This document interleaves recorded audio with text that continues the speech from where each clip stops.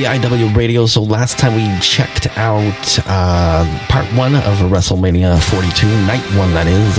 Part 2 will take place Sunday, April the 19th.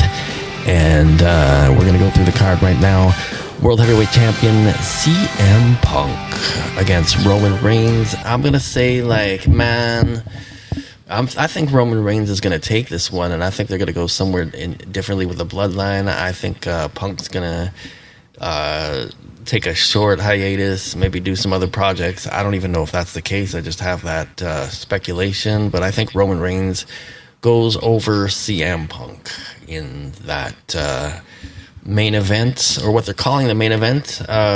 Some people are calling a different match the real main event, including Paul Heyman. We'll get to that in a little bit. WWE Women's Championship on the line. Jade Cargill, the champion, against Rhea Ripley.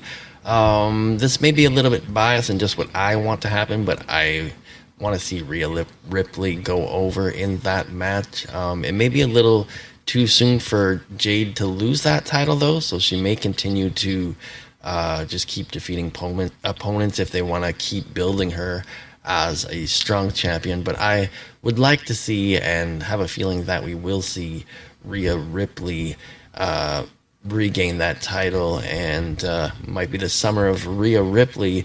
The question is then, what do you do with Jade Cargill? She does have that faction, those two others that kind of ride around with her now, so they may get involved as well. But I'm going to go with Rhea Ripley to win that one. The United States Championship, Sami Zayn taking on Trick Williams.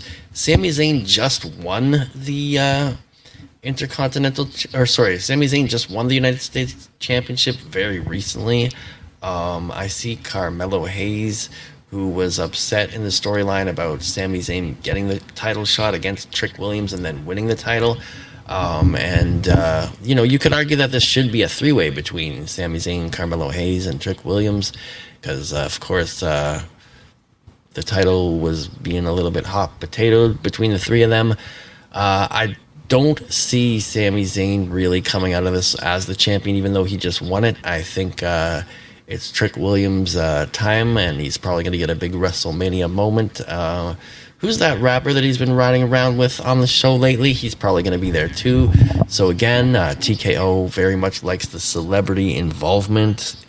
And so I think you'll see Trick Williams come away with the United States Championship, but there's probably going to be some kind of involvement with Carmelo Hayes. And I think Trick Williams and Carmelo Hayes may end up in a feud over the United States Championship, whereas Sami Zayn I can see flipping out and turning heel. So also in this match, you could see another possibility is that you could see Trick Williams, who is a heel that gets really cheered and is very over.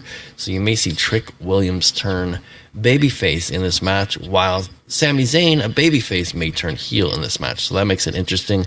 We also have Finn Balor taking on Dominic Mysterio. Finn Balor is going to be in demon mode, so that makes me think that Finn Balor is definitely going to get the win. But I don't want to say...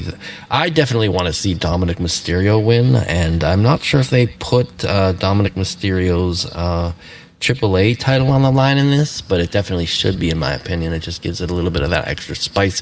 He's holding that title anyway. He needs to defend it. It'd be cool in a historical kind of way if a AAA title was defended at a WrestleMania, because they could have that fun statistic to play around with. So I'm going to go with Dominic Mysterio here, but there's a high chance that Finn Balor, who just turned babyface and is doing the whole demon gimmick, they might give him a solid win over Dominic Mysterio, so that this can be maybe put to bed. Dominic goes on to something else, trying to get one of his belts back, the Intercontinental title.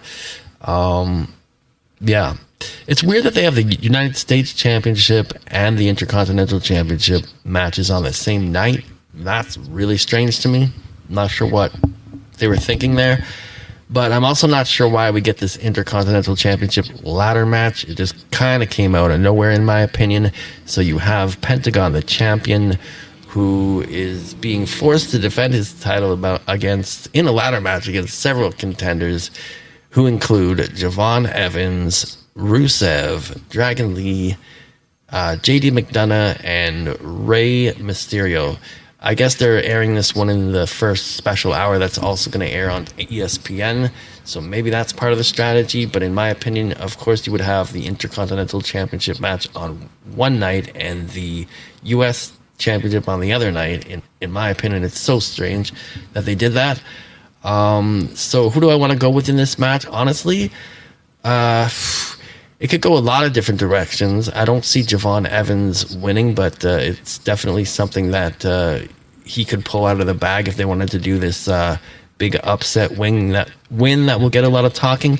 Rusev, I don't think they have any big plans for since his return to WWE, and really he burnt his bridges at AEW, so where else is he going to go? I think he's just running in place in WWE for now. Dragon Lee, I don't know. I mean, they had him in a tag team with AJ Styles. They may have some plans for him. I don't think he's winning it out of the blue in this match. JD McDonough, same thing. I think they've got some future plans for him in mind, but I think he has a ceiling right now. I don't see anything happening with him winning the Intercontinental title at WrestleMania. I do think Javon Evans could pull a surprise one, if anything, and Rey Mysterio's in this match. I don't think he's coming away with the Intercontinental Championship unless they want to give it to him so that he gets into a feud with Dominic Mysterio over the Intercontinental Championship, and then maybe Dominic Mysterio challenges Rey Mysterio, who as the new Intercontinental Championship. I wouldn't mind seeing that. It gives them a way to like run it back and have a match against each other before it may, because Rey's kind of in his twilight, so he may want to run it back with his son Dominic. That would be a cool match. But I'm going to predict that Pentagon retains the Intercontinental title. But if that doesn't happen, I really think it might go to Rey Mysterio. They did put him in that match mysteriously, so not sure what to say about that one, but I have a feeling Penta might retain, but the coolest thing would be is if Rey won the Intercontinental Championship in that ladder match, and then Dominic Mysterio ended up challenging for it. And again, one more time, I'll just mention, it could go to Javon Evans. They really want to push Javon Evans. They really see him as a standout thing. There are things that he does that not a lot of people can do, or he does it in a very unique way. I don't know how many years he's going to be able to wrestle that style is the problem. But, if you haven't seen any work from Javon Evans, he's like an elastic band and can just move all around and do some crazy shit. But anyway, we got one more to talk about. I'm just going to say hello to our friend. Hey, you don't want to say shit the whole show. You're such a son of a bitch. But, I guess I'll go back to work and wash my dishes. I hate my life. Oh boy. Anyways, in the main event, in what some people say are the main event, of course, the main event is considered for night 2 to be CM Punk against Roman Reigns for the World Heavyweight Championship. But, and it's kind of weird that Roman Reigns went after the World Heavyweight Championship instead of the other title, because technically shouldn't the WWE championships always be the be-all, end-all championship? But lately it feels like the World Heavyweight Championship held by CM Punk means a lot more than the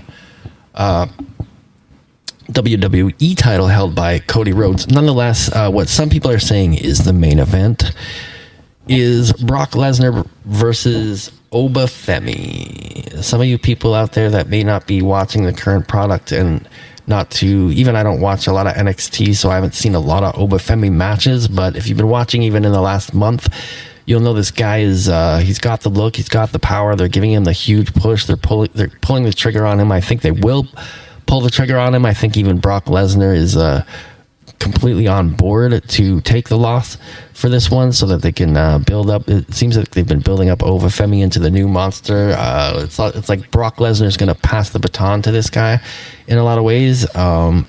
Thing is, they have another very similar person that they don't on the roster, a new person on the roster that they don't seem to know exactly what they want to do with, and he would be ideally built as a monster too, that just kind of collected up a streak of talking about Royce Keys, who used to be known as Powerhouse Hobbs. So I don't know, maybe they'll collide next down the road, but I think what's going to happen here with Brock Lesnar against Obafemi. Brock Lesnar will go back to Saskatchewan after taking a loss, and he'll take some time off. He's not a full-timer. He's doing a WrestleMania thing. Obafemi will be the new conqueror, the new beast, and watch out because he's going to get it slowly be probably put into that title scene, top title scene very quickly. You'll see him probably involved in a lot of that, and watch out for Obafemi because it's going to be serious, man. It's going to be real, and he don't mess around. So I'm looking forward to seeing the rise of Obafemi. There's not a ton that's like really exciting in wrestling right now, but keep an eye on Obafemi. He's fun to watch, guys.